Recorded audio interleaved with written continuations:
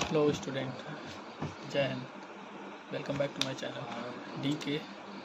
आज हम पढ़ने वाले हैं polity class 7 NCERT chapter number 5 औरतों ने बदली दुनिया।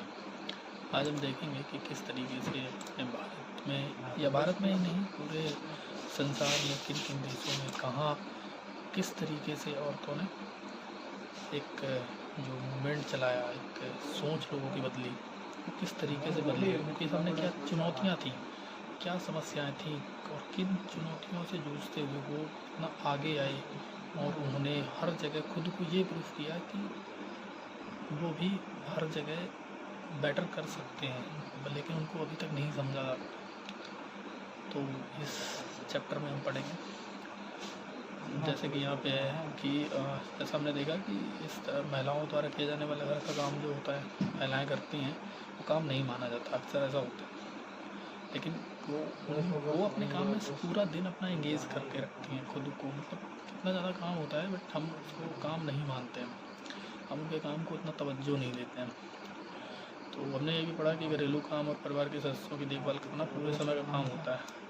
बिल्कुल सही बात है कि उनका पूरा टाइम लग जाता है। सुबह से लेकर सुबह वो सबसे पहले उठती हैं और शाम को सबसे लास्ट में सोते हैं। उसके बाद भी हम उनके काम को वो महत्व नहीं देते हैं जो उन्हें मिलना चाहिए।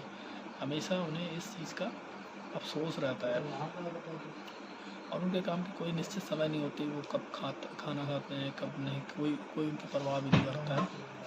इस अध्याय में हम घर के बाहर के कामों को देखेंगे और समझेंगे कि कैसे कुछ व्यवसाय महिलाओं की अपेक्षा पुरुषों के लिए अधिक उपयुक्त समझे जाते हैं। मतलब महिलाएं, माना जाता है कि महिलाएं उन कामों को नहीं कर सकते हैं। ठीक है, ये हमारे समाज की एक अवधारणा बन चुकी है कि हम उनको तवज्जो नहीं देते हैं। ठीक है, लेकिन हर जगह वो अपने आप को प्रूफ करते हैं कि वो बेटर कर सकते हैं। ये आगे हम समझेंगे इस बारे में। ये भी ज्ञात करेंगे कि समानता प्राप्त करने के लिए स्त्रियों ने कैसे संघर्ष किए। उन्होंने हर जगह, उन्होंने सिर्फ घर के अंदर ही संघर्ष नहीं किया, घर के बाहर भी संघर्ष किया, फ्री मूवमेंट चलाए, कई जगह उन्होंने आंदोलन उठाए। तो उनके बारे में भी जानेंगे, समझेंगे।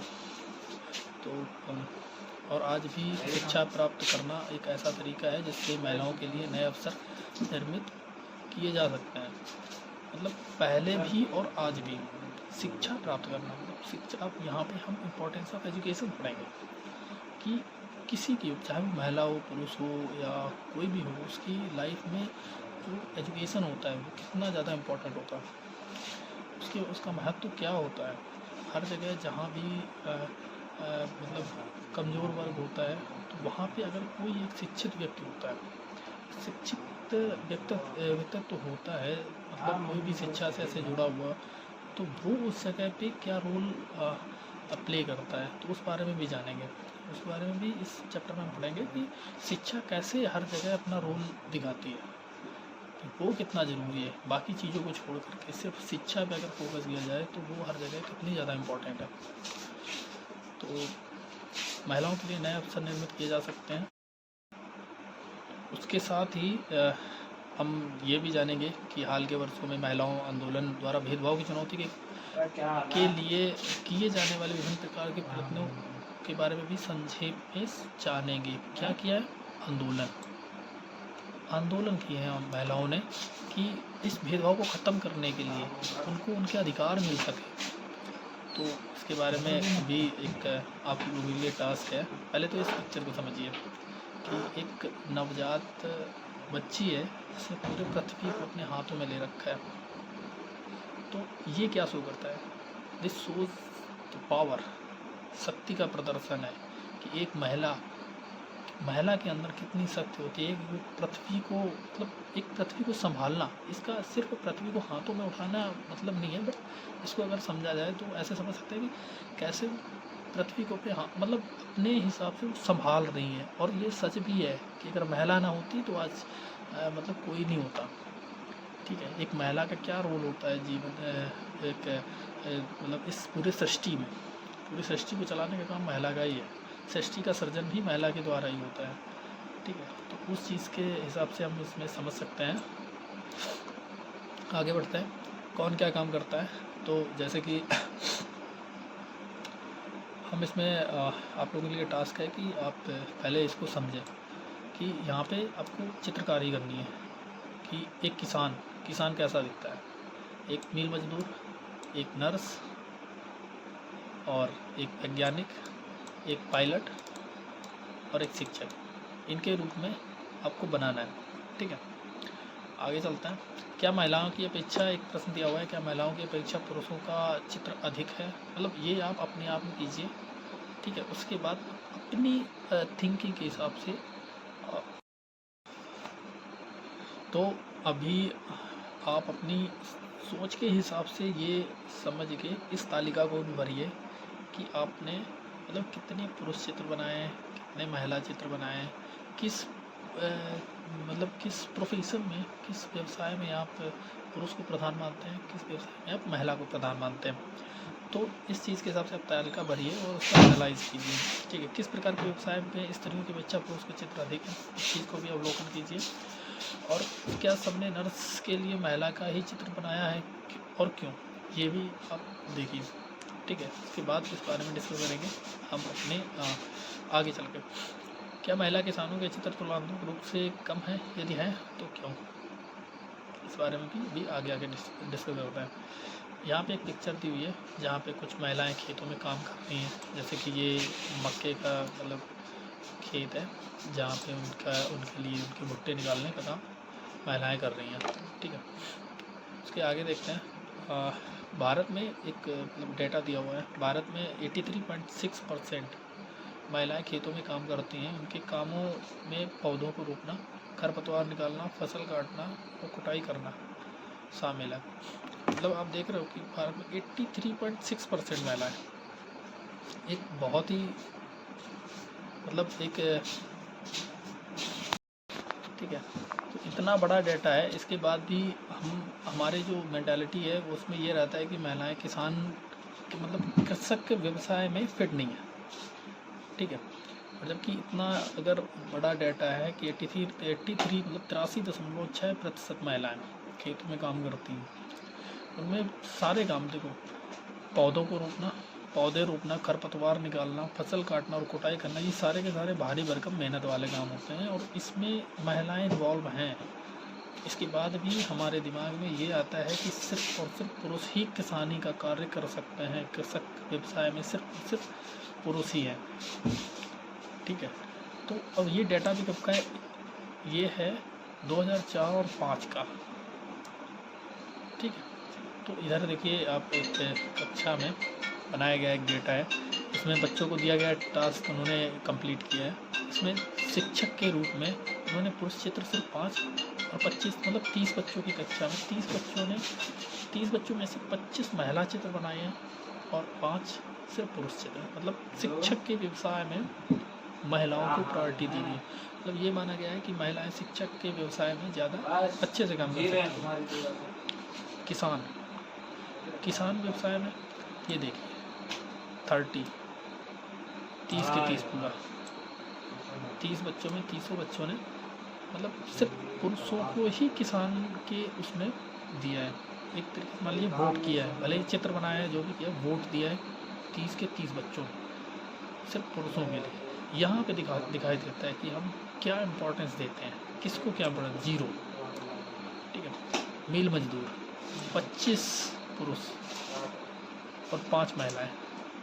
मतलब यहाँ पे हम जहाँ पे हमें ये लगता है कि जो भारी भरकम काम है, अभी सिर्फ हम भारी भरकम काम की बात कर रहे हैं, वहाँ पे हम किसको प्रायोरिटी देते हैं, किसको ज़्यादा वैल्यू देते हैं, पुरुष को। महिलाओं को उतनी वैल्यू नहीं देते। नीचे चाहिए नर्सिंग की, उसमें हम पुरुषों को बिल्कुल नहीं देते हैं, बिल्कुल महत्व नहीं देते, उनके काम को बिल्कुल वैल्यू नहीं देते। हम ये समझते हैं कि पुरुष नर्सिंग व्यवसाय के लिए फिट नहीं है। महिलाएं 30। ठीक है, वैज्ञानिक, अब यहाँ आ जाइए। वैज्ञानिक मतलब दिमाग वाला काम, बहुत ज़्यादा दिमाग, हम वहाँ पे समझते ही नहीं है। ये हमारी मेंटालिटी है कि हम ये समझते हैं सिर्फ 5 बच्चों ने वैज्ञानिक के रोल में महिलाओं को महत्व दिया। पायलट में 27 और सिर्फ 3 महिलाएं। कि आपको शायद पता होगा कि दुनिया में सबसे ज़्यादा अगर किसी देश में महिला पायलट है तो वो भारत देश है। भारत देश में पायलटों की संख्या किसी भी दुनिया के किसी भी देश से भारत देश में महिला पायलटों की संख्या ज़्यादा है। उसके बाद भी हमारी ये सोच है कि हम इस तरीके की रिएक्शन देते हैं, इस तरीके का महत्व देते हैं अपने महिला और पुरुष के बीच में जो असमानता है उसको हम और बढ़ाते हैं। कम करने की बजाय हम उनको प्रायोरिटाइज कर, उनको एक डिफरेंस क्रिएट कर देते हैं कि नहीं, ये काम महिला का, ये काम पुरुष का, ये काम महिला नहीं कर सकती, ये काम पुरुष नहीं कर सकता। ठीक है, कम अवसर और कठोर उपेक्षाएं। एक सही बात है कि महिलाओं के लिए ये एक चुनौती होती है कि उनको अवसर कम मिलते हैं, लेकिन अगर थोड़ा सा भी उनको मिला तो उनकी अपेक्षाएं इतनी ज़्यादा रहती हैं। जैसे कि रोजी मैडम की कक्षा में अधिकांश बच्चों ने नर्स के लिए महिलाओं के और पायलट के रूप में पुरुषों के चित्र बनाए। क्यों? क्योंकि दिमाग में सेट है, वो बचपन से देखते आ रहे हैं, जैसा उनको समाज ने या जैसे जिस तरीके से उनको सिखाया है वही चीज़ उनके दिमाग में बढ़ती आ रही है।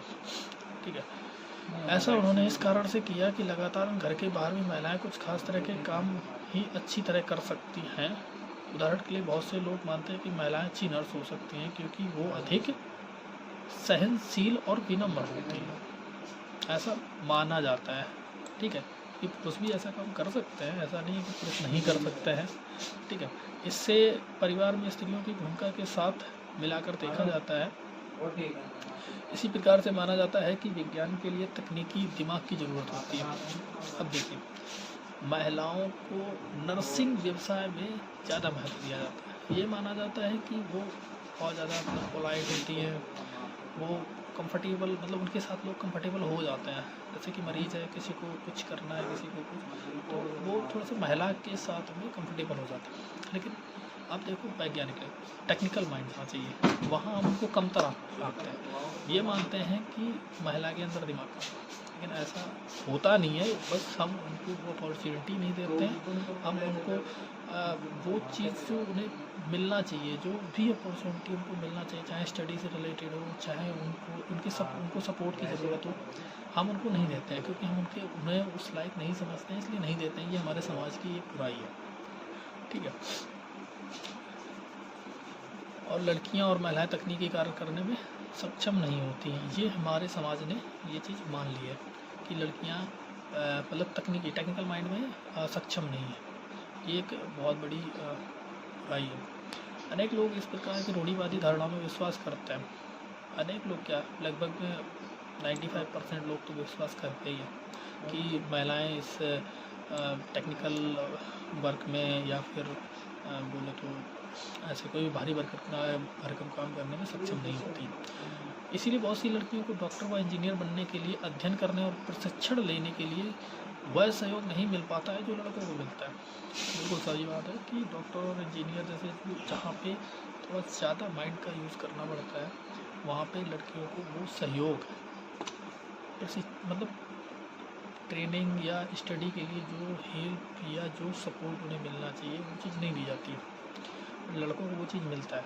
अधिकांश परिवारों में स्कूली शिक्षा पूरी होने के बाद लड़कियों को इस बात के लिए प्रेरित किया जाता है कि वे शादी को अपने जीवन का मुख्य लक्ष्य माने।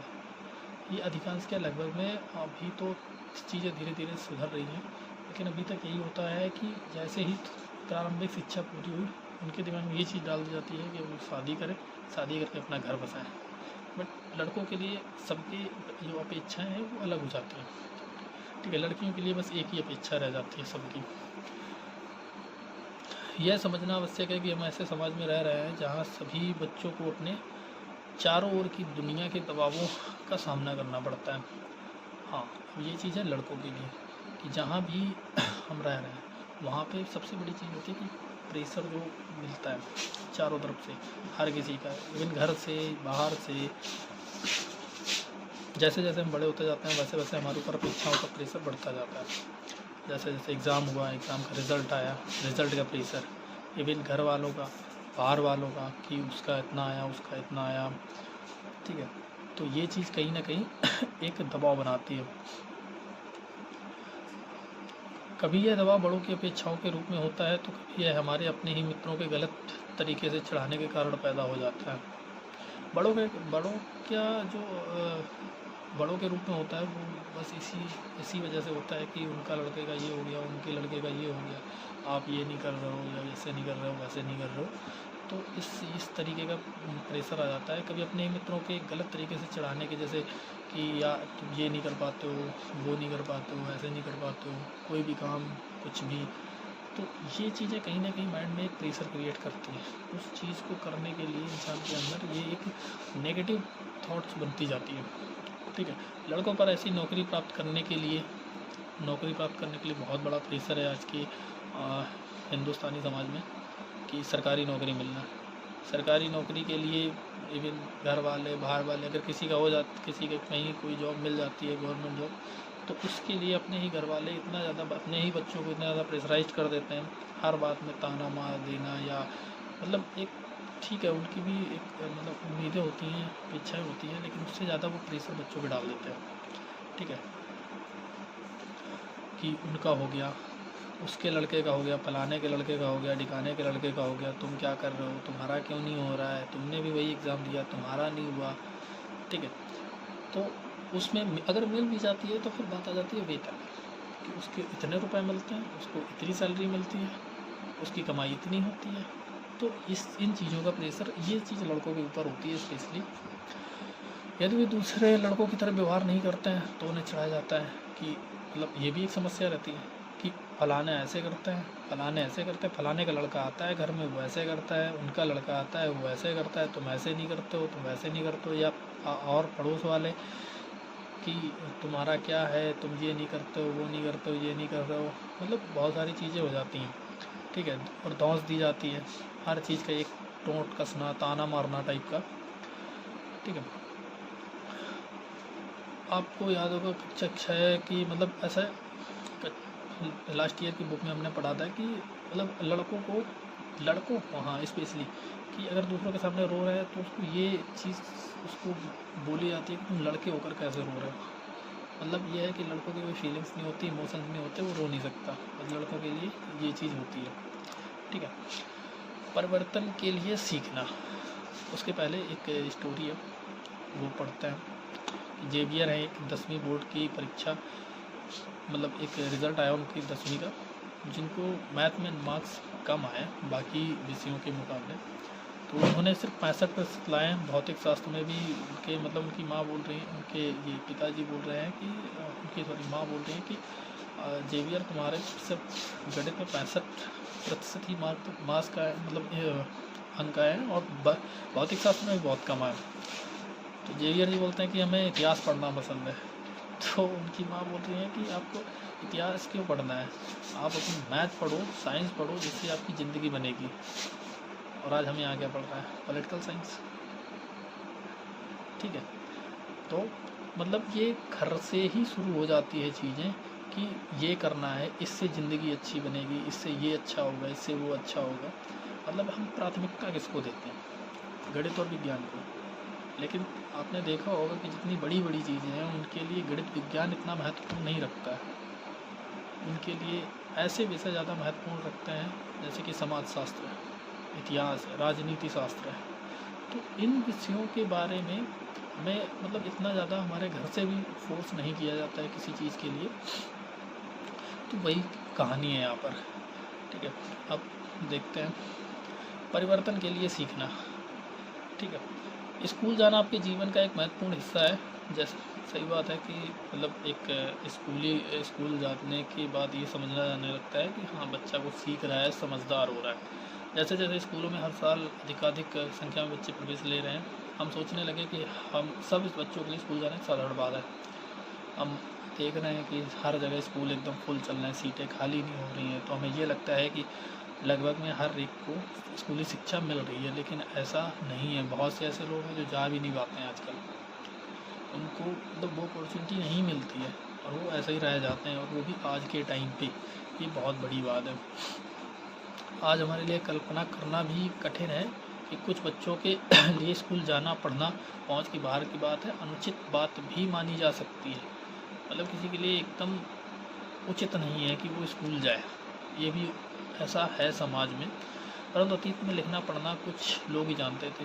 पहले की बात थी, आज की अगर 50-60 साल पहले या 100 साल पहले देखो तो उस टाइम पे शायद ही पूरे गांव में या मतलब आसपास क्षेत्र में कोई एक ग्रेजुएट होता होगा, शायद ही। ग्रेजुएट होना बहुत बड़ी बात होती है, आज तो हर एक घर में लोग ग्रेजुएट हैं, लेकिन उसके पहले अब हर कोई मतलब पढ़ता है, ग्रेजुएट है, लेकिन उसके पहले कोई नहीं मिलता था। अधिकांश बच्चे वही काम सीखते थे जो उनके परिवार में होता था, मतलब मैक्सिमम जैसे परिवार में जो होता था उसके बाद उनको विरासत में मिल जाता था वही काम, और वही काम वो करने लगते थे। मतलब जो बुजुर्ग लोग उनके घर के बड़े करते थे वही काम, जैसे किसी का कुछ काम है, किसी का कुछ काम है, तो वही काम उनके ऊपर आ जाता था। वो बचपन में वही काम ही सीखते थे, उसके अलावा और पढ़ते भी नहीं थे, क्योंकि पढ़ने का इतना साधन नहीं होता था।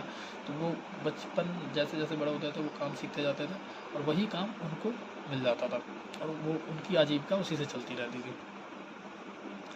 लड़कियों की स्थिति और भी ख़राब थी, मतलब जो स्थिति लड़कों की थी उससे ज़्यादा लड़कियों की ख़राब थी। ठीक है, उन समाजों में जहाँ लड़कों को पढ़ना लिखना सिखाया जाता था, लड़कियों को अक्षर तक सीखने की अनुमति नहीं थी। मतलब ये सबसे बड़ी चीज़ है कि जहाँ पे लड़कों को तो सिखाया जाता था, लेकिन लड़कियों को अनुमति तक नहीं मिलती थी। ये देखिए, उनको पढ़ने का ही मतलब ये नहीं था कि उनको एक अनुमति इजाज़त तक मिले। मतलब समझिए किस लेवल का एक मेंटल एक मतलब थॉट प्रोसेस थी कि लड़कियों को पढ़ने की भी आज अगर हम ये बात सोचें कि यार किसी को अगर किसी के घर में उसका किसी कोई लड़की है, उसके घर में उसका भाई वगैरह पढ़ रहा है, ठीक है, और उसी घर में उस लड़की को ये बोला जाए कि तुम नहीं पढ़ सकते, आपको इजाज़त नहीं है पढ़ने की, तो सोचो उसको क्या फील होता होगा, क्या मतलब उसके दिमाग में उस चीज़ का क्या असर पड़ेगा।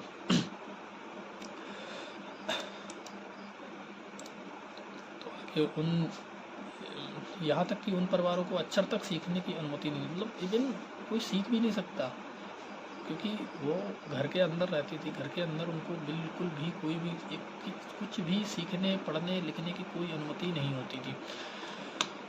यहाँ तक कि उन परिवारों में भी जहाँ कुम्हारी, बुनकरी और हस्तकला सिखाई जाती थी, यह धारणा थी कि लड़कियों और औरतों का काम केवल सहायता करने तक ही सीमित है। मतलब देखिए, भले ही उस परिवार में कुम्हारी, बुनकरी या कोई भी हैंडीक्राफ्ट चीज़ें मतलब बनती हैं, जो हस्तकला की चीज़ें हैं, उन घर में लड़कों को तो सिखाई जाती थी, लड़के काम करते थे, लेकिन लड़कियों और औरतों को सिर्फ ये मान के चलता था कि सिर्फ हेल्प करो, हेल्पिंग मटेरियल दो, अगर वो कुछ कह रहे हैं तो वो कर दो, उसके अलावा काम नहीं करना है, मतलब सिर्फ हेल्प ही करनी है। वहीं तक एक मतलब उनको सीमित रखा जाता था। उदाहरण के लिए आगे देखते हैं, कुम्हार के व्यवसाय में स्त्रियाँ मिट्टी एकत्र करती थी और बर्तन बनाने के लिए उसे तैयार करती थी। हाँ, कुम्हार के काम में क्या होता है कि मिट्टी लाई जाती है, उसको पहले उसको बनाया जाता है, मतलब पहले बाहर से लेके आते हैं, बनाते हैं अच्छे से उसको पानी वगैरह मिला के, ठीक है, और उसके बाद वो एक चाक होता है, चाक में चला के ऊपर उसे रख के बर्तन या जो भी उन्हें बनाना होता है वो बनाते हैं। तो जो औरतें थीं, जो लड़कियां थीं, उनका काम होता था कि आप मिट्टी लेके आओ, मिट्टी बनाओ, बना के जो व्यक्ति है उस घर में उसको सौंप दो, वो व्यक्ति अब उसको चाक में चला के बर्तन बनाएगा।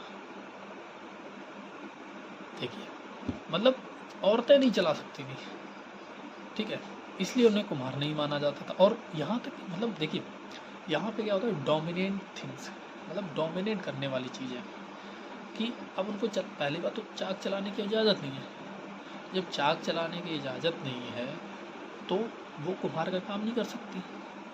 जब कुम्हार का काम नहीं कर सकती तो उनको कुम्हार माना नहीं जाएगा। प्रायोरिटी किसके, हमेशा जो इम्पोर्टेंस है वो किसको दिया जाएगा, जो चाक चला के बना रहा है। लेकिन उस चाक को चलाने के लिए जो वस्तु ज़रूरत है, जो चीज़ें ज़रूरत की हैं, वो सारी कौन इकट्ठा कर रहे हैं, उस घर की लड़कियाँ और औरतें, ठीक है। तो यहाँ पे कहीं ना कहीं एक डोमिनेट करने वाली चीज़ें सामने दिखती हैं। 19 इसी बीच में एक स्टोरी है रमाबाई जी की, 1858 से लेकर 1922 तक। इन्होंने अपनी बेटी के साथ महिला शिक्षा की योद्धा, ये अपनी बेटी के साथ, मतलब इनकी जो फोटो दी गई है ये, ठीक है, देख लीजिए एक बार। महिला शिक्षा की ये योद्धा स्वयं कभी स्कूल नहीं गई, पर अपने माता पिता से इन्होंने पढ़ना लिखना सीख लिया। तो इन्हें कभी स्कूल जाने की इजाज़त मिली ही नहीं, इन्होंने अपने माता पिता से ही मतलब ये सीखा पढ़ना लिखना घर पे। खैर इनके माता पिता तो उस मेंटल स्टेट के थे कि उन्होंने पढ़ने लिखने की घर के अंदर, वो भी घर के अंदर इजाज़त दी और इन्हें पढ़ाया भी। ठीक है, इन्हें पंडिता की उपाधि दी गई क्योंकि ये संस्कृत पढ़ना लिखना जानती थी, जो उस समय की औरतों के लिए बहुत बड़ी उपलब्धि थी। मतलब इसी के चलते इन्होंने संस्कृत सीखी। संस्कृत सीखने के चलते इन्हें पंडिता की उपाधि दी गई। इन्हें पंडिता जी बोला जाने लगा। इनको एक मतलब टाइटल मिल गया। ठीक है, क्योंकि उस टाइम पे संस्कृत पढ़ना बहुत बड़ी बात होती थी। संस्कृत एक बहुत ही रिस्पेक्टेड लैंग्वेज हुआ करती थी और बहुत ही कठिन भाषा मानी जाती थी। ठीक है, और इनके लिए ये बहुत बड़ी चीज़ थी। औरतों को तब यह ज्ञान अर्जित करने की अनुमति नहीं थी। उस समय इन्होंने ये चीज़ सीखी थी, जब उनको पढ़ने लिखने की अनुमति नहीं थी तो संस्कृत सीखना बहुत बड़ी बात होती थी। ठीक है, 1898 में पुणे के पास खेड़ गांव में एक मिशन स्थापित किया गया, जहां विधवा स्त्रियों और गरीब औरतों को पढ़ने लिखने व स्वतंत्र होने की शिक्षा दी जाती थी। मतलब ये एक मुहिम चलाई गई 1898 में। पुणे के पास खेड़ गांव नाम की जगह है, जहाँ पे जो स्त्रियां हैं, मतलब विधवा स्त्रियां हैं या जो भी गरीब औरतें हैं, उनके लिए एक मुहिम चलाई गई कि आप उनको पहले पढ़ाया जाएगा। उनको पढ़ाने के साथ साथ उनको स्वतंत्र होने की जो शिक्षा मतलब ज़रूरतें हैं वो उनको दी जाने लगी।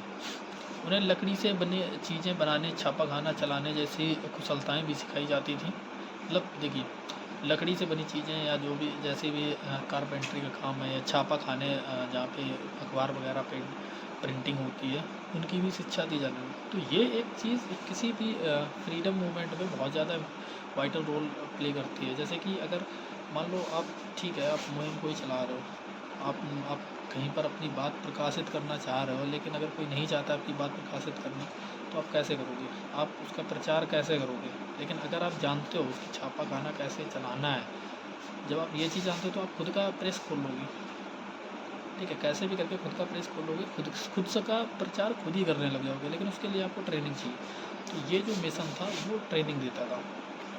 तो ये एक अच्छी सोच के साथ मुहिम चलाई गई थी, जो वर्तमान में भी लड़कियों को कम ही सिखाई जाती हैं। जैसे प्रेस चलाना, ये सब चीज़ें अब तो धीरे धीरे इसका जो रोल है बदल गया है, मीडिया ने ले लिया है। तो मास कम्युनिकेशन करके एक कोर्स होता है, एक डिग्री होती है, वो आजकल लड़कियां भी उसमें काफ़ी ज़्यादा बढ़ चढ़ के हिस्सा ले रही हैं। वहाँ से वो करके और उसमें लड़कियां भी अच्छे से अच्छे मतलब नंबर में शामिल हैं। जो कि तस्वीर में छापा खाना दिख रहा है रमाबाई, हाँ ये मिशन इनका आज भी, ये देखिए ये जो है ये छापा खाना था। ठीक है, इसको एक बार देख लीजिए। आगे बढ़ते हैं। 19वीं शताब्दी में लगभग 200 वर्ष पूर्व आज के शिक्षा के बारे में कई नए विचारों ने जन्म लिया। मतलब जैसे जैसे चीज़ें थोड़ा सा टाइम बढ़ता गया, हम लोग 18वीं शताब्दी से निकल के 19वीं शताब्दी में पहुँचे, तो शिक्षा का एक जो नया दृष्टिकोण है वो बनना शुरू हो गया था। विद्यालय अधिक प्रचलन में आ गए थे वे समाज जिन्होंने स्वयं कभी पढ़ना लिखना नहीं सीखा था, अपने बच्चों को स्कूल भेजने लगे। मतलब जो कई समाज थे जिनको कभी उनको नहीं आता था, लेकिन उनके दिमाग में एक जिज्ञासा पैदा हुई पढ़ाई करने की या अपने बच्चों को पढ़ाने की। तो खुद नहीं पढ़े थे, लेकिन उनके मन में यह है कि नहीं, बच्चों को पढ़ाना चाहिए। जैसे कि आज के टाइम पे हर कोई थोड़ा सा जागरूक है, अपने बच्चों को पढ़ा रहा है। ये उस टाइम से शुरू हुआ था, बट कुछ ही जगहों पर, हर जगह नहीं हुआ था। तब भी लड़कियों की शिक्षा को लेकर बहुत विरोध हुआ। मतलब बच्चों को तो भेज रहे हैं, मतलब लड़कों को तो भेज रहे हैं, लड़कों को पढ़ा रहे हैं, लेकिन लड़कियों के लिए तब भी कोई सपोर्ट नहीं था। उनके लिए विरोध हो रहे थे कि लड़कियों को पढ़ाना नहीं है, स्कूल नहीं भेजना है। इसके बावजूद बहुत सी स्त्रियों और पुरुषों ने बालिकाओं के लिए स्कूल खोलने के प्रयत्न किए। स्त्रियों ने पढ़ना लिखना सीखने के लिए एक संघर्ष किया। मतलब विरोध हुआ, सब कुछ हो रहा था, लेकिन उसके बाद भी कुछ लोगों ने, बहुत सारी स्त्रियों ने, कुछ लोगों ने इस विरोध का सामना करते हुए स्कूल खोलने की कोशिश की, और स्त्रियों ने पढ़ने लिखने सीखने के लिए मतलब संघर्ष उनका हमेशा से रहा है। संघर्ष करते रहे, पढ़ते रहे, तो यही चलता रहा। आगे एक कहानी है, आई एम राम सुंदरी देवी, जो 1800 से 1890 तक उनका जीवन काल था का अनुभव पढ़ें, जो 200 वर्ष पूर्व पश्चिमी बंगाल में पैदा हुई थी। 60 वर्ष की अवस्था में उन्होंने बांग्ला भाषा में अपनी आत्मकथा लिखी। उनकी पुस्तक हमार जीवन, ये हमार जीवन एक शब्द है बांग्ला भाषा का जिसका अर्थ है हमारा जीवन। ठीक है, किसी भारतीय महिला द्वारा लिखित पहली आत्मकथा है।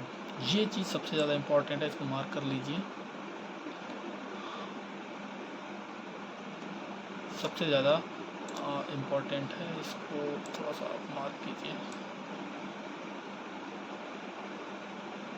ठीक है, ओके। तो किसी भी मतलब भारतीय महिला द्वारा लिखित मतलब जो लिखी गई है पहली आत्मकथा था, कौन सी? हमार जीवन, ये याद रखना। ठीक है, इसका मतलब होता है हिंदी में अगर बोले तो हमारा जीवन।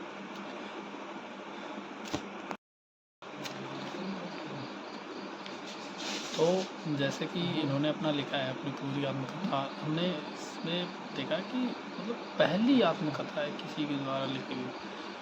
तो इन्होंने अपनी आत्मकथा में बताया है कि एक धनवान जमींदार परिवार में गृहिणी थी, मतलब उनकी शादी हो चुकी थी और एक धनवान जमींदार परिवार में ही हुई थी। उस समय लोगों का विश्वास था यदि लड़की पढ़ती लिखती है तो पति के लिए दुर्भाग्य लाती है। कि उस समय लोगों का विश्वास था। वो क्यों था वो हम आज के हिसाब से समझेंगे। आज जो महिलाओं की स्थिति है कि जैसे कि मान लो एक फिर भी बात वही आ जाती है डोमिनेट करने वाली, कि अगर वो पत्नी पढ़ी लिखी होगी, समझदार होगी, वो अपने डिसीजंस खुद लेने की कोशिश करेगी। ठीक है, तो पति को वो चीज़ अच्छी नहीं लगेगी। तो इसलिए ये माना जाता था कि भाई लड़की को पढ़ाना ही नहीं है, वो हमारे ऊपर मतलब बराबर बात करेगी, बराबरी की कोशिश करेगी। ठीक है, तो ये कहीं ना कहीं मेंटालिटी थी लोगों की। तो इसलिए ये चीज़ ऐसा मुझे लगता है कि जैसे जितना मैं समझ सकता हूँ कि मेरे हिसाब से ये चीज़ ऐसे मतलब कहीं ना कहीं इसी मेंटालिटी की वजह से ये चीज़ विश्वास करा दिया कि नहीं, लड़कियों को ये पढ़ाना ही नहीं है, ताकि ना तो उनको पढ़ाएंगे ना ये प्रॉब्लम होगी। ठीक है, ओके। तो इसके बावजूद उन्होंने अपनी शादी के बहुत समय बाद स्वयं ही छुप कर पढ़ा। मतलब देखिए उस समय के ये छुप कर पढ़ने वाली चीज़ है कि उन्होंने शादी हो गई, शादी तब तक पढ़ी लिखी नहीं थी, उन्होंने धीरे धीरे छुप के पढ़ना लिखना शुरू किया। उन्होंने बताया कि मैं अत्यंत सवेरे ही काम करना शुरू कर देती थी और इधर उधर आधी रात हो जाने के बाद भी काम में लगी रहती थी, बीच में भी विश्राम नहीं होता था, जो कि एक गृहिणी का काम रहता है। सुबह से स्टार्ट हो जाता है उनका और रात तक जाता है। मतलब सबसे पहले वो शुरू कर उठती घर में, अगर कोई उठने वाला होता है सबसे पहले तो वो एक गृहिणी ही होती है, उसके बाद लास्ट में सोने वाली भी वही होती है। उसके बाद भी उनके काम को वही बात आ जाती है महत्व देने वाली। तो यही चीज़ उन्होंने बताई है। बीच में भी विश्राम नहीं होता था। उस समय मैं केवल 14 वर्ष की थी, मतलब शादी भी 14 वर्ष की उम्र में ही हो गई थी, 14 से कम में। ठीक है, मेरे मन में एक अभिलाषा पनपने लगी, मैं पढ़ना सीखूंगी और एक धार्मिक पांडुलिपि पढ़ूंगी। मतलब इनके मन में हुआ कि मुझे पढ़ना है और धार्मिक पांडुलिपि मतलब एक कोई धार्मिक उपन्यास जो भी है वो चीज़ अपना मैं मतलब इनके मन में ये चीज़ चल रही थी कि मैं पढ़ूंगी, बट इजाज़त नहीं थी। पढ़ोगे कैसे? मैं अभागी थी, मतलब मैं बेचारी थी, मैं एक तरीके से मतलब हर जगह से एक सप्रेस्ड बोलते हैं ना, पिक्चर को सप्रेस्ड कर दो, वो चीज़ थी इनके लिए भी। उन दिनों स्त्रियों को पढ़ाया नहीं जाता था। बाद में मैं स्वयं ही अपने विचारों का विरोध करने लगी। मुझे क्या हो गया, स्त्रियां स्वयं नहीं पढ़ती नहीं है, फिर मैं कैसे पढ़ूंगी। मतलब इनके मन में पहले तो एक वो होता है ना कि जिज्ञासा जगती है, पढ़ना है, लेकिन फिर धीरे धीरे चीज़ों को देखते हुए इनके मन में आ गया यार कोई नहीं पढ़ता है तो मैं कैसे पढ़ूंगी, मैं कैसे पढ़ पाऊंगी, मुझे क्या मतलब ये चीज़ हुई। फिर मुझे एक स्वप्न आया, मैं चैतन्य भागवत एक संत का जीवन पढ़ रही थी। तो इनको मतलब इन्होंने बताया कि मुझे एक सपना आया। बाद में दिन के समय मैं रसोई में बैठी हुई थी, भोजन बना रही थी। मैंने अपने पति को सबसे बड़े बेटे से कहते हुए सुना, विपिन मैंने अपनी चैतन्य भागवत यहाँ छोड़ी है। मतलब इन्होंने ये चीज़ सुनी, पति अपने बेटे से बोल रहे हैं कि मैंने यहाँ छोड़ी हुई है चैतन्य भागवत, जब मैं ऐसे मंगाऊँ तो मुझे अंदर ले आना। और वो बुक वहाँ छोड़ के चले गए। यही बुक इन्होंने सपने में देखी थी कि मतलब ये पढ़ रही हैं, ठीक है। जब पुस्तक अंदर रख दी गई, मैंने चुपके से उसका एक पन्ना निकाल लिया और सावधानी से उसे छुपा दिया। मतलब इन्होंने ये चीज़ किया कि उसका एक पन्ना निकाला और छुपा दिया कहीं कि मैं बाद में पढ़ूंगी। उसे छुपाना भी एक बड़ा काम था, क्योंकि किसी को यह मेरे हाथ में नहीं दिखना चाहिए था। मतलब अगर किसी ने देख लिया तो प्रॉब्लम हो जानी थी। क्यों? क्योंकि उस समय इनको इजाज़त ही नहीं थी पढ़ने की, ठीक है। मेरा सबसे बड़ा बेटा उस समय ताड़ के पत्तों पर लिखकर अक्षर बनाने का अभ्यास कर रहा था। इनका जो बड़ा बेटा था उसको तो भाई पढ़ने की इजाज़त थी, तो ताड़ के पत्तों पे लिखने का मतलब उस समय कागज़ होना बड़ी बात होती थी, तो मतलब तो ताड़ के पत्तों पर लिखने वाला जो सीन है वो होता था, ठीक है। उससे भी मैंने एक छिपा दिया। मतलब इन्होंने इनके मन में ये जगह कि भाई अब मुझे पढ़ना है, तो ताड़ के पत्ते को भी एक तो इन्होंने अपना जो भागवत है उससे निकाला। उसके बाद ताड़ के पत्ते से भी मतलब जो पत्ते होते थे उनसे भी एक निकाला और छुपा दिया, ताकि मैं पढ़ सकूं और लिख भी सीख सकूं, ठीक है। जब मौका मिलता मैं जाती और उस पन्ने के अक्षरों का मिलान अपने याद किए गए अक्षरों से करती थी। मतलब जो इन्होंने थोड़ा सा याद किया है और उसका मिलाना, और उसके बाद मतलब वही चीज़ें मिलाना, याद करना, ये चीज़ होती रहती थी। मैंने उन शब्दों को कभी मिलान करने की कोशिश की जो मैं दिन भर में सुनती रहती थी। मतलब जो सुने वो शब्द भी सोच सोच के इन्होंने मतलब मिलाया उससे, तो ताड़ के पत्ते पे जो लिखा हुआ है और या फिर जो भागवत का पन्ना जो निकाला हुआ है उससे इन्होंने ये चीज़ें की। और कोशिश से एक लंबे समय बाद मैंने पढ़ना सीख लिया। मतलब इन्होंने धीरे धीरे ऐसे ही, वो कहते हैं ना कि करत करत अभ्यास के जड़मत हो सुजान रसरी आवत जाते सिल पर परत निशान। तो ऐसे ही प्रैक्टिस टू प्रैक्टिस, और अंग्रेजी में कहावत है प्रैक्टिसेस मेक मैन परफेक्ट। तो जैसे जैसे प्रैक्टिस करते रहे धीरे धीरे इनको पहले तो अक्षर मिलाते फिर धीरे धीरे अक्षर से शब्द से वाक्य, मतलब इन्होंने फाइनली पढ़ना सीख लिया था, ठीक है। राम सुंदरी के अक्षर ज्ञान ने उन्हें चैतन्य भागवत पढ़ने का अवसर दिया। मतलब जब इन्होंने पढ़ लिया तो उन्हें चैतन्य भागवत की जो किताब का एक पन्ना था उसको पढ़ना मतलब अवसर मिला। स्वयं अपने लेखन में उन्होंने संसार को उस समय की स्त्रियों के जीवन के बारे में जानने का एक अवसर दिया। मतलब इन्होंने जब लिखा, अपनी जो किताब लिखी आमोर जीवन, तो उसमें उस समय की स्त्रियों की क्या हालत थी, क्या दुर्दशा थी, उस बारे में इस पूरे संसार को पता चला वो इनकी बुक से। मतलब संसार इन द सेंस कि पूरे भारतवर्ष को, क्योंकि भारतवर्ष का ये पहली कोई किसी स्त्री के द्वारा लिखी हुई आत्मकथा थी, और ये भारत की मतलब एक समाज के लिए बहुत ही बड़ी चीज़ है, ठीक है। किसी समाज में एक नया मूवमेंट स्टार्ट करने के लिए बहुत बड़ी चीज़ है। राम सुंदरी देवी ने अपने दैनंदिन जीवन में के अनुभवों को विस्तार से लिखा। ऐसे भी दिन होते थे कि जब उन्हें दिन भर के क्षण भर का विश्राम भी नहीं मिलता था, इतना ही समय भी नहीं था कि वो ज़रा सा बैठकर कुछ खा ही लें। मतलब समझ रहे हो कि इतना बिजी शेड्यूल होने के बाद भी किसी की जिज्ञासा ने उसको इतना काबिल बना दिया कि उसने अपनी आत्मकथा तक लिख दी। मतलब सुबह से लेके शाम तक जो इंसान इतना ज़्यादा बिजी रहे फिर भी वो अपने लिए वक्त निकाले, ये होता है दृढ़ निश्चय, डिटर्मिनेशन। अगर आप इस चीज़ का डिटर्मिनेशन कर लें तो आप कुछ भी कर सकते हैं, ठीक है। तो इनकी एक कहानी है, और उसके बीच में एक रुकैया सखावत हुसैन और लेडी लैंड का उनका सपना। मतलब एक मतलब मैडम है रुकैया सखावत हुसैन 1880 से लेकर 1932 तक। तो ये एक धनी परिवार, इनकी कहानी है, ये पढ़ते हैं। धनी परिवार में पैदा हुई थी जिनके पास बहुत ज़मीन थी। यद्यपि उन्हें उर्दू पढ़ना और लिखना आता था, परंतु उन्हें बंगला और अंग्रेज़ी सीखने से रोका गया था। मतलब उर्दू पढ़ना लिखना तो आता था, ठीक है, क्योंकि मुस्लिम समाज से तो उर्दू तो इनका थोड़ा सा ज़्यादा टच में रहते हैं, तो पढ़ना लिखना आता था। अंग्रेज़ी और बांग्ला सीखने की इजाज़त नहीं थी। फिर वही बात आ जाती है एक डोमिनेट करने वाली कि अगर अंग्रेज़ी सीख गए तो बराबर होके आ जाएंगे। तो कहीं ना कहीं वो भावना, वो मानसिक विकार समाज के दिमाग में था। ठीक है, उस समय अंग्रेजी को एक ऐसी भाषा के रूप में देखा जाता था जो लड़कियों के सामने नए विचार रखती थी। मतलब देख रहे हो कि ये लगता था कि लड़कियां एक नया मतलब विचार रखती थी कि उनकी मेंटल स्टेट मतलब चेंज होना है, जिन्हें लोग लड़कियों के लिए ठीक नहीं मानते थे, इसलिए अंग्रेजी अधिकतर लड़कों को ही पढ़ाई जाती थी। मतलब क्या है, किसी भाषा से अगर नए विचारों का जन्म हो रहा है तो वो पढ़ने नहीं देंगे। ये मानसिक विकार था हमारे समाज के दिमाग में। तो लड़कों को पढ़ाई जाती थी। रुकैया ने अपने बड़े भाई और बहन के सहयोग से बांग्ला और अंग्रेजी पढ़ना और लिखना सीखा। मतलब इनकी जो जिज्ञासा थी, इनका दृढ़ निश्चय था, उन्होंने सीखा उसको भी। आगे जाकर वो एक लेखिका बनी, उन्होंने राइटिंग स्टार्ट की, धीरे धीरे लेखिका बनी। 1905 में जब वे केवल 25 वर्ष की थी तब अंग्रेजी भाषा के कौशल का अभ्यास करने के लिए उन्होंने एक उल्लेखनीय कहानी लिखी। 25 साल की एज में, मतलब बचपन से उनके दिमाग में ये चीज़ चल रही थी और 25 की एज में उन्होंने एक कहानी लिखी।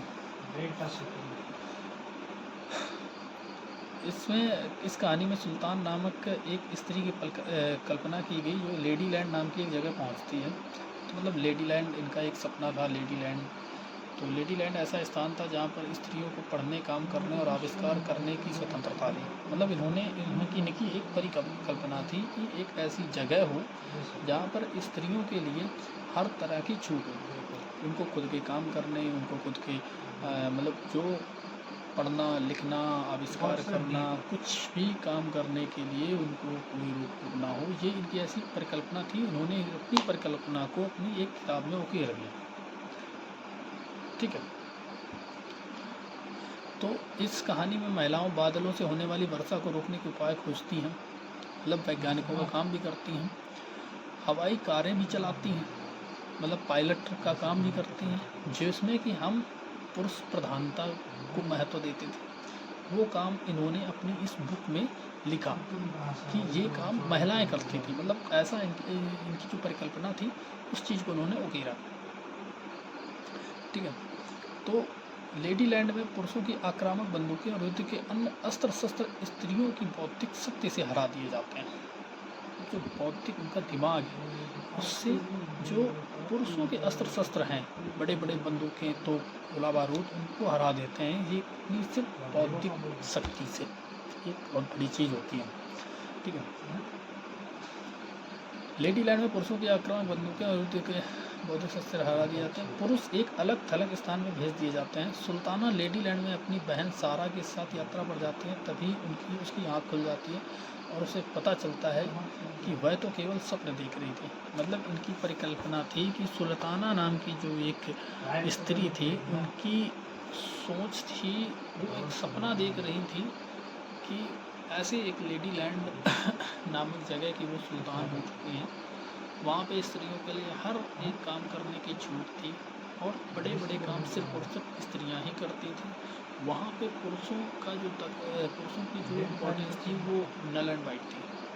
ठीक है, लेकिन जब उनकी आँख खुलती है तो पता चलता है कि वो एक स्वप्न देख रहे थे। जैसा कि आपने देखा कि रुकैया सखावत हुसैन उस समय स्त्रियों के हवाई जहाज और कारें चलाने का स्वप्न देख रही थी जब लड़कियों को स्कूल तक जाने की अनुमति नहीं थी। इस तरह शिक्षा ने रुकैया का जीवन बदल दिया। रुकैया केवल स्वयं शिक्षित होकर संतुष्ट नहीं हुई थी, मतलब रुकैया जी के दिमाग में एक अलग ही सोच चल रही थी कि मतलब एक अच्छी चीज़ भी है कि मैं तो शिक्षित हो गया हूँ, अब आगे समाज को करना है। ये एक चीज़ बहुत बड़ी चीज़ थी। ठीक है, तो जब लड़कियों को स्कूल जाना, मतलब अब इनके मन में ये था कि अब कैसे भी करके लड़कियों को भी स्कूल भेजना है। उनकी शिक्षा में उन्हें स्वप्न देखने को और लिखने की ही शक्ति नहीं थी, वरन उनमें से अधिक करने की शक्ति थी। मतलब जो इनकी शिक्षा थी, इनके मन में सिर्फ लिखने और सोचने की शक्ति नहीं थी, कुछ करने की भी एक पावर, वो होता है ना कि एक जुनून बन जाता है कि नहीं अभी तो मैं हुआ हूँ, अब मुझे और करना है। तो ये इनके जुनून बन गया था। 1910 में उन्होंने कोलकाता में लड़कियों के लिए एक स्कूल खोला जो आज भी कार्य कर रहा है, और उन्होंने कोलकाता में अपना एक स्कूल खोल दिया 1910 में, और सिर्फ लड़कियों के लिए। आगे बढ़ते हैं। वर्तमान समय में शिक्षा और विद्यालय। एक इधर ये एक पिक्चर दी हुई है, उसके नीचे कुछ लिखा है, ये भी देख लेते हैं। रामसुंदरी देवी और रुकैया हुसैन, जिन्हें पढ़ने लिखने की अनुमति नहीं मिली थी, की स्थितियों के विपरीत वर्तमान समय में भारत में बड़ी संख्या में लड़कियाँ स्कूल जा रही हैं। मतलब इनके समय में लड़कियों को पढ़ने की अनुमति नहीं थी, लेकिन आज हर एक लड़की को पढ़ने की अनुमति है, और कहीं पर भी ऐसी ये नहीं है कि लड़कियां पढ़ नहीं सकती, ऐसा पूरे भारतवर्ष में कहीं नहीं है। इसके बावजूद भी बहुत सी लड़कियां गरीबी, शिक्षण की सुविधाओं के अभाव और भेदभाव के कारण स्कूल जाना छोड़ देती हैं। ये चीज़ अक्सर देखी जाती है कि लड़कियां घर में थोड़ी सी कमी हुई तो फिर माता पिता सोचते हैं कि भाई लड़के को पढ़ा दो, लड़की को क्या है, पराया घर जाना है।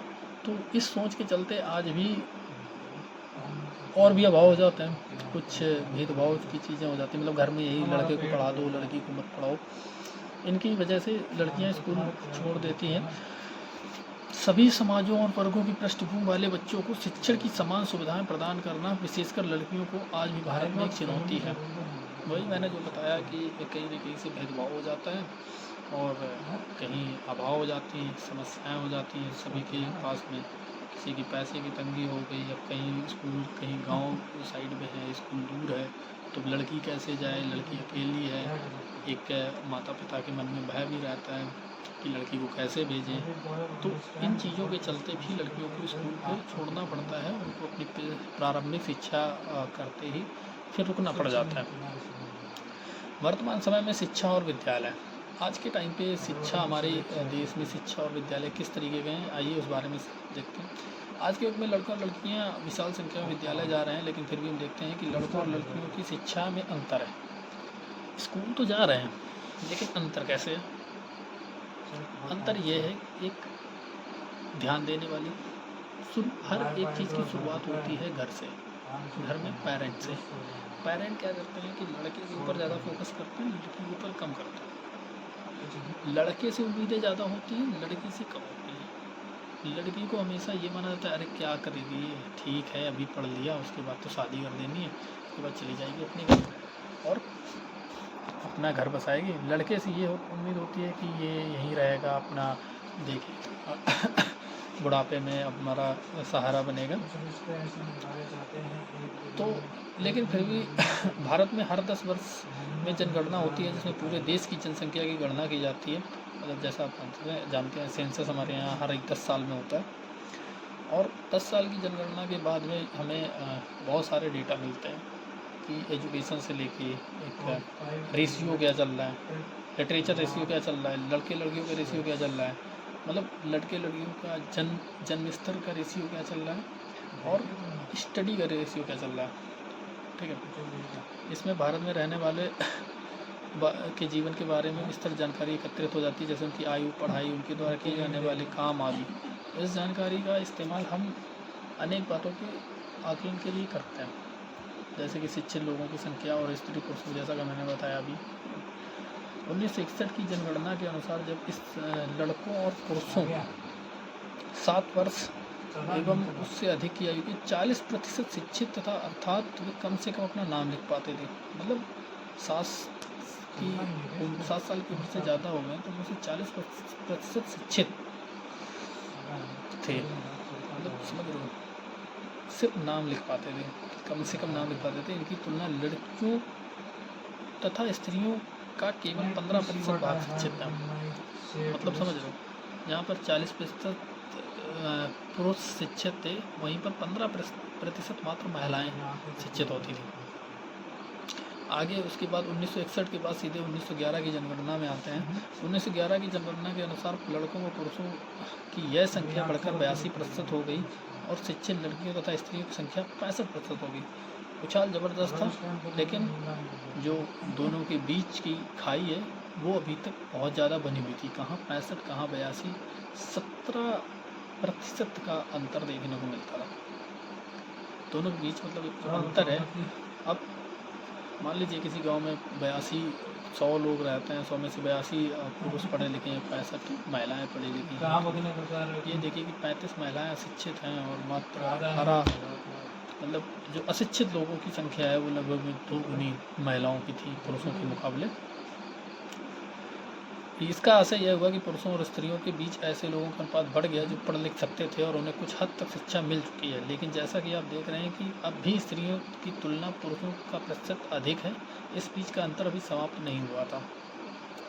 ये नीचे तालिका दी हुई है एक, इसके बारे में देखते हैं कि प्राथमिक 1 से 5 ये है स्कूली शिक्षा औसत वार्षिक ड्रॉप आउट दर, मतलब जो ड्रॉप आउट हो जाते हैं, जो छोड़ देते हैं, उनका जो दर है, रेट है, वो कितना है 2014-15 में।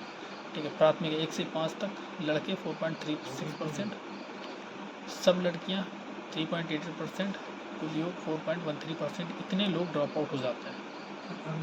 ठीक, समझ रहे हैं आप?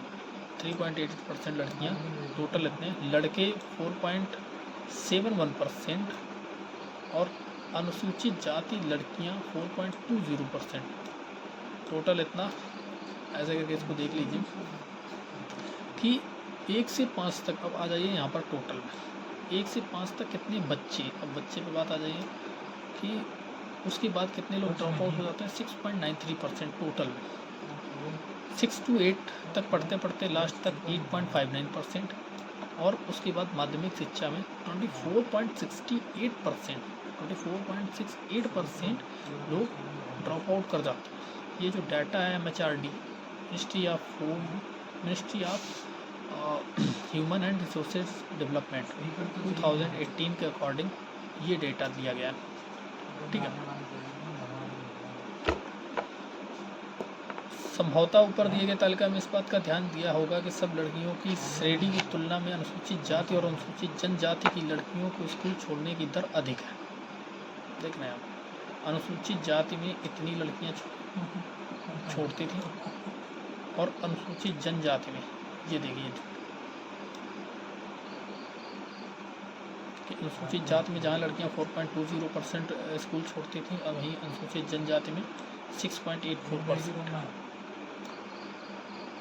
ठीक है, यहाँ 6 to 8 में अनुसूचित जाति में 6.03%, यहाँ 8.71%, इधर 19.05%, इधर 24.40%।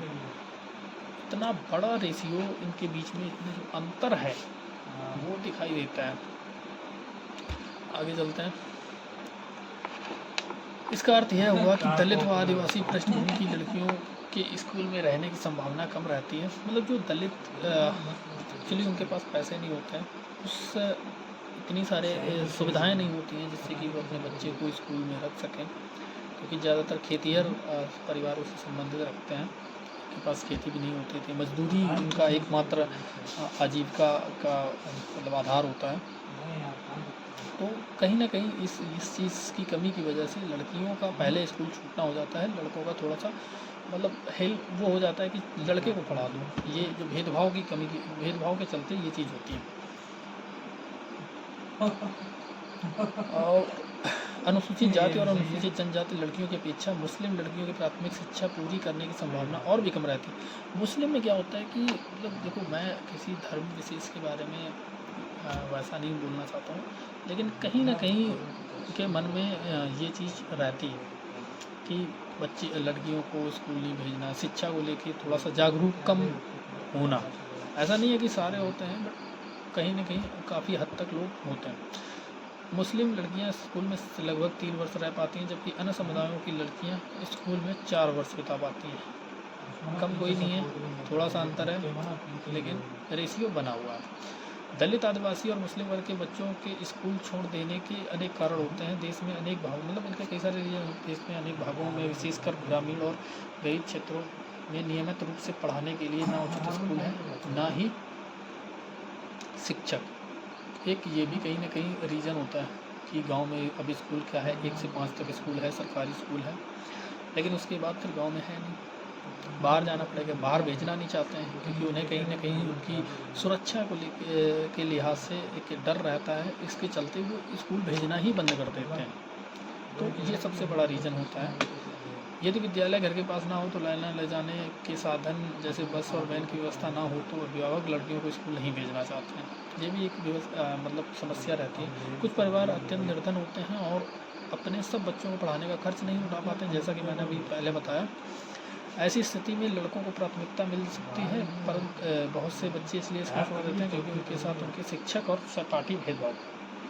ये बहुत बड़ी समस्या है। ये समस्या आज की नहीं है, हमारे समाज में बहुत पहले से चली आ रही है। जैसा कि आपने देखा है कि हमारे संविधान के रचयिता जिन्हें बोलते हैं डॉक्टर भीमराव अम्बेडकर साहब, उनके साथ भी भेदभाव इतना ज़्यादा हुआ था कि उन्हें अपनी पूरी पढ़ाई मतलब प्रारंभिक पढ़ाई जो उनके गाँव के पास में जहाँ भी होती थी स्कूल में, उन्हें स्कूल के बाहर रह के बैठ कर पढ़ना पड़ता था। अंदर घुसने की उन्हें इजाज़त नहीं थी। तो इसके चलते भी बच्चे स्कूल छोड़ देते हैं। ये एक डेटा दिया हुआ है, हम देख सकते हैं लड़के और लड़कियों का कि किस कैसे वो लोग मतलब एक परसेंटेज दिया है कैसे वो लोग स्कूल छोड़ते हैं। ठीक है, इसको एक बार देख लीजिएगा। अब आगे बढ़ते हैं महिला आंदोलन। महिलाओं ने कौन कौन से आंदोलन किए हैं अपने लिए, अपनी शिक्षा को लेकर अपना महत्व प्रूफ करने को, साबित करने के लिए महिलाओं ने कौन कौन से आंदोलन किए हैं। जब महिलाओं और लड़कियों को पढ़ने का और स्कूल जाने का अधिकार है, अन्य क्षेत्र में भी जैसे कानूनी सुधार, हिंसा और स्वास्थ्य, जहाँ लड़कियों और महिलाओं की स्थिति बेहतर हुई है। ये चीज़ मतलब अब महिलाओं को ये अधिकार मिला है। कहाँ से मिला है? हमारे संविधान से मिला है। हमारे संविधान से क्या क्या मिला है? कानूनी सुधार, हिंसा और स्वास्थ्य जैसे लड़कियों के और महिलाओं के मतलब इन चीज़ों से हमारे जो कानूनी सुधार हुए हैं उनसे इनकी स्थिति भी अच्छी हुई है और परिवर्तन भी आए हैं, लेकिन ये इतनी आसानी से नहीं आए। इसके लिए इन्हें बहुत ज़्यादा संघर्ष भी करना पड़ा है।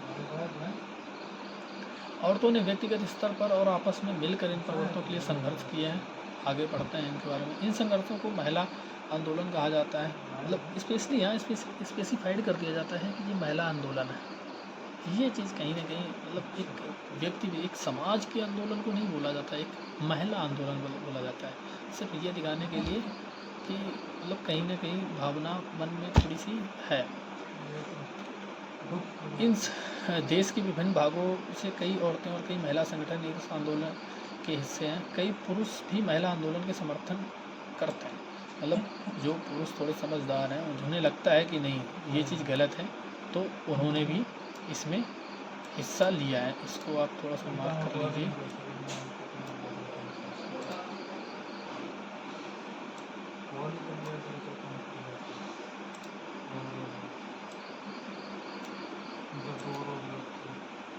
ये इम्पोर्टेंट है, ठीक है। इस आंदोलन में जुटे लोगों की मेहनत, निष्ठा और उनकी विशेषताएं इसे एक बहुत ही जीवंत आंदोलन बनाते हैं। मतलब इस आंदोलन में, इन आंदोलनों में जो महिला आंदोलन चला था, इसके बारे में जो लोगों ने बहुत ज़्यादा मेहनत की और मेहनत और निष्ठा जो होती है, डिटर्मिनेशन, इसकी वजह से इस आंदोलन को और भी जीवंत बनाया, इसको मतलब थोड़ा सा स्ट्रॉन्ग बनाया। इसमें चेतना जागृत करने, भेदभावों का मुकाबला करने और अन्याय मतलब हासिल करने के लिए भिन्न भिन्न रणनीतियों का उपयोग किया गया। देख रहे हैं आप कि चेतना जागृत करने, भेदभावों का मुकाबला करने और न्याय हासिल करने के लिए विभिन्न रणनीतियों का उपयोग किया गया। मतलब कि कैसे सभी लोगों को जगाया जाए, कैसे सभी लोगों को इस मुहिम में शामिल होने के लिए समझाया जाए, कैसे भेदभाव जो उनके साथ डिस्क्रिमिनेशन हो रहा है उसको कैसे उसका मुकाबला फेस किया जाए, उसका मुकाबला कैसे किया जाए, और न्याय हासिल करने, जो हिंसा हो रही है उनके साथ उसको कैसे मतलब उसके लिए न्याय उनको मिले, इसके लिए बहुत सारी रणनीतियों का इन्होंने अपनाया। इनकी कुछ झलकियाँ आप देख सकते हैं, जैसे कि पिक्चर में नीचे भी दिए हुए हैं, जहाँ पे पैम्पलेट बांट रहे हैं, रैली निकाल रहे हैं। अभियान के बारे में पढ़ते हैं, क्या अभियान है। भेदभाव और हिंसा के विरोध में अभियान चलाना महिला आंदोलन का एक महत्वपूर्ण हिस्सा है। तो भेदभाव हिंसा के विरोध में अभियान ज़रूर चलाना पड़ेगा, उससे जागरूकता फैलेगी और लोग मतलब जो ऐसा कर रहे हैं भेदभाव और हिंसा, इनके मन में कहीं ना कहीं एक ये दिमाग में आएगा कि ये चीज़ जो हम कर रहे हैं वो गलत है। अभियानों के फलस्वरूप नए कानून भी बने हैं। सन 2006 में एक कानून बना जिसमें घर के अंदर शारीरिक और मानसिक हिंसा को भोग रही औरतें को भी कानूनी सुरक्षा दी जा सके, जिसको डोमेस्टिक वायलेंस बोलते हैं, जिसमें मानसिक हिंसा उसको बोलते हैं, जैसे कि किसी को ताना मारना, टोंट कसना, बोलते हैं कि किसी चीज़ के लिए किसी महिला को बार बार बोलना और जिससे उसका कहीं ना कहीं मानसिक आहत हो, मानसिक तौर पर वो आहत हो जाए, तो वो चीज़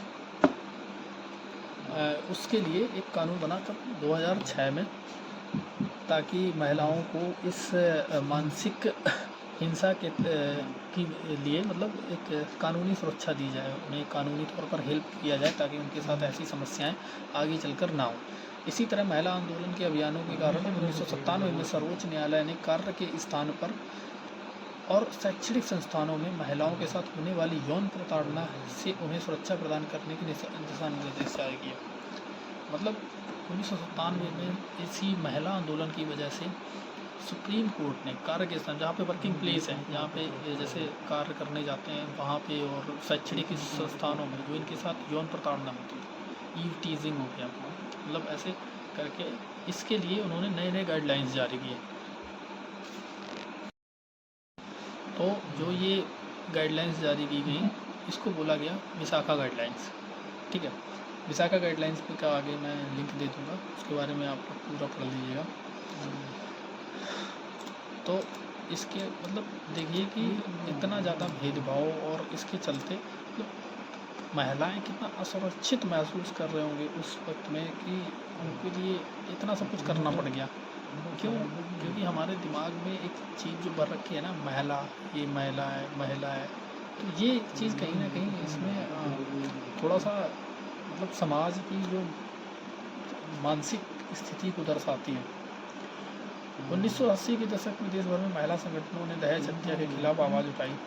दहेज हत्या, जैसे कि किसी की शादी में जो उनकी मांग के अनुसार अगर लड़की पक्ष नहीं कर पाया तो लड़के पक्ष वाले उनको, उसकी शादी तो हो गई, शादी होने के बाद में उसको अपने घर ले जाके मार दिया, कुछ कर दिया, ऐसे मार दिया, या फिर उसके साथ कुछ ऐसा किया जिसकी वजह से उसकी मानसिक भावनाएं आहत हुई या फिर उसकी जान भी चली गई।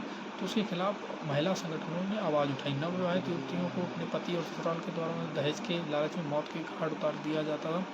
महिला संगठनों द्वारा इस बात की कड़ी आलोचना की गई, कानूनी अपराधियों का कुछ नहीं कर पा रहा था, कानून भी इस अपराधियों का ऐसे में कुछ नहीं कर पा रहा था क्योंकि उनके पास सबूत नहीं हो पा रहे थे।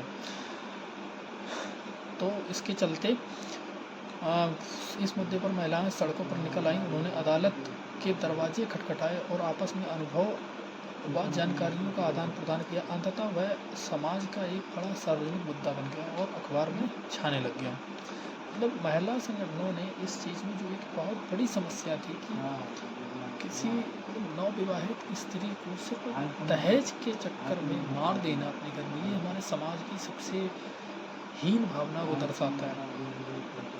तो इसके लिए भी महिलाओं ने, अब समस्या उनकी थी इसलिए वो अपने लिए खड़े हुए, अपने लिए लड़े, अदालत गए, वहाँ से उनको अपनी जानकारियाँ सौंपी कि क्या क्या हो रहा है। तो एक धीरे धीरे करके एक जगह से उठी चीज़, ये स्टोरी अभी दी हुई है, इसमें अभी बताएंगे। एक जगह से उठी हुई चीज़ धीरे धीरे एक सामाजिक मुद्दा बन गई, पूरे देश में ये चीज़ फैल गई, ताकि दहेज मांगने वाले परिवारों को एक पूरा मुद्दा बन गया और लोगों ने डिमांड करना शुरू कर दिया कि दहेज मांगने वाले परिवारों को किसी भी तरीके से दंडित किया जाए। तो यहाँ पे एक चित्र दिया हुआ है, देखिए कोई माँ है, ये इनकी बेटी का ऐसे ही दुर्भाग्य से दहेज की वजह से उनकी हत्या कर दी गई। ठीक है, तो जागरूकता बढ़ाएं। अब आगे आते हैं जागरूकता बढ़ाना, कि इन्होंने जागरूकता कैसे बढ़ाई। औरतों के अधिकारों से संबंधित समाज में जागरूकता बढ़ाना भी महिला आंदोलन का एक प्रमुख कार्य है। कि जब आप कोई भी आंदोलन कर रहे हो, आपको सबसे बड़ा काम करना पड़ेगा आंदोलन के लिए, पहले आप लोगों के बीच में जागरूकता कैसे बढ़ाएं।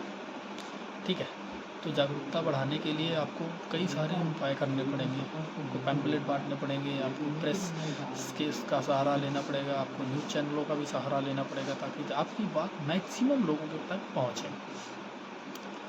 ठीक है, गीतों, नुक्कड़ नाटकों व जनसभाओं के माध्यम से वह अपना संदेश लोगों के बीच में पहुंचाता है।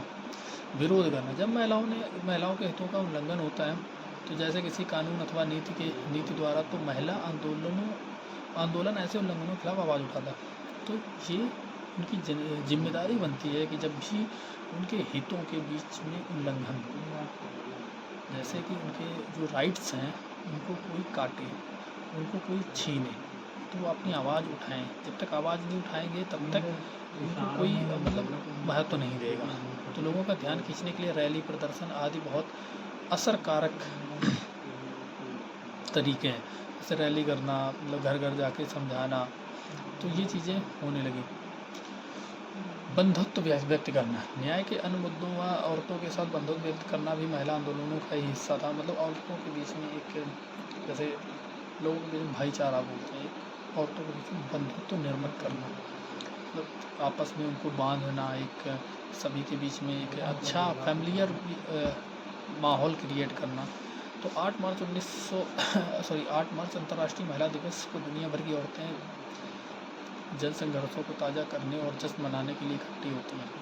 ठीक है, हर साल 14 अगस्त को बाघा में भारत पाकिस्तान की सीमा पर हज़ारों लोग इकट्ठा होते हैं और एक सांस्कृतिक कार्यक्रम आयोजित करते हैं। ऊपर की तस्वीर में जैसे तस्वीर है, भारत और पाकिस्तान के लोगों के बीच बंधुत्व प्रदर्शित करते हुए औरतें जलती हुई मोमबत्तियाँ उठा रही। ये जो है, ये बाघा बॉर्डर की तस्वीर है, जहाँ पे सिर्फ भारत की नहीं, पाकिस्तान की स्त्रियाँ भी आती हैं और वे एक बंधुत्व, एक कि हाँ हम सब एक हैं, तो ये चीज़ें करती हैं। तो ये भी एक तस्वीर है जिसमें बंधुत्व व्यक्त कर रहे हैं, एक शो कर रहे हैं, एक शक्ति का प्रदर्शन है।